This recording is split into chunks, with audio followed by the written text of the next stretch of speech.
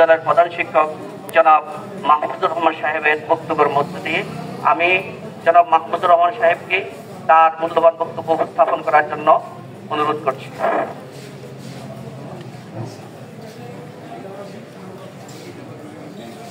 বিসমিল্লাহির রহমানির রহিম।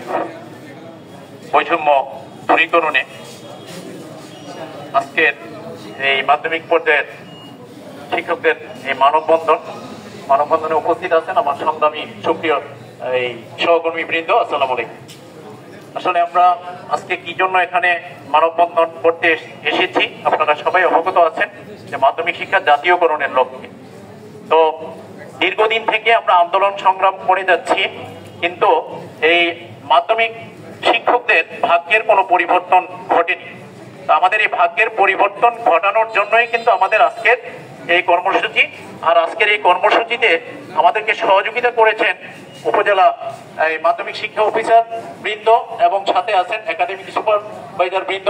তারা আমাদেরকে অত্যন্ত সহযোগিতা করতেছেন এই এই কার্যক্রম সুন্দর এবং সুষ্ঠুভাবে সম্পন্ন করার জন্য। তো আমি প্রথমেই এই দাবি জানাবো মাননীয় প্রধান উপদেষ্টার নিকট যে এই দেশ সংস্কারের জন্য 6টি বিভাগে 6টি সংস্কার কমিশন গঠিত হয়েছে, কিন্তু শিক্ষা সংস্কার কমিশন নামে কোনো কমিশন গঠন হয়নি। আমি মাননীয় প্রধান উপদেষ্টার নিকট দৃঢ়ভাবে দাবি জানাচ্ছি যে অচিরেই একটি শিক্ষা সংস্কার কমিটি গঠন করে শিক্ষা সংস্কার করে সমস্ত বৈষম্য দূরীকরণে কাজ করবেন সেই প্রত্যাশা ব্যক্ত করছি। আমি আসলে একদফা আমাদের একটাই দাবি যে শিক্ষা জাতীয়করণ, মাধ্যমিক শিক্ষা জাতীয়করণ হইলে আর অন্য কোনো দাবি দাও আমাদের থাকে না।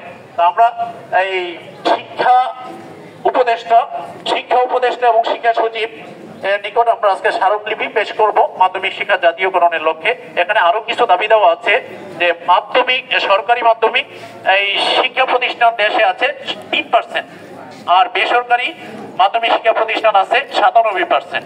তো 97% এই শিক্ষকরা আজ বৈষম্যের শিকার। তা আমরা দাবি করব যে আমাদের এই মাধ্যমিক শিক্ষা অচিরেই জাতীয়করণ করে আমাদের এই বৈষম্য দূর করে নেবেন। তো আর আরেকটি বিষয় হলো যে মাধ্যমিক শিক্ষা জাতীয়করণ না করা পর্যন্ত সরকারি মাধ্যমিক শিক্ষা প্রতিষ্ঠানের সিনিয়র শিক্ষকগণকে যেন পদায়ন না করা হয়, সেই দাবিটি আমি একান্তভাবে এই দাবি করব। তো আমি আসলে এই সময় অনেক কম আমাদের, তা আমি এই দাবি দেওয়াগুলো পেশ করলাম।